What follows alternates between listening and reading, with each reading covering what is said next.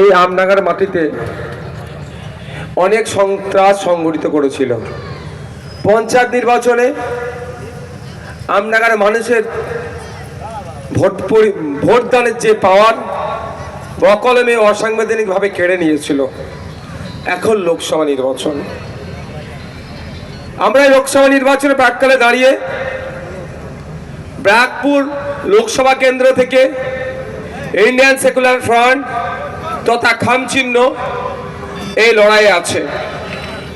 এই লড়াই থেকে এই বার্তা আমরা দিতে চাই, আমডাঙ্গা থেকে শুরু করে এই মফস্বল কৃষিজ জমি যেখানে আছে এখান থেকে শুরু করে ইন্ডাস্ট্রিয়াল এরিয়া, কলকারখানা যেখানে আছে ওই ব্যারাকপুর পর্যন্ত শ্রমজীবী মানুষের জন্য আগামী দিনে পার্লামেন্টে কোনো বিজেমূলের কণ্ঠ নয়,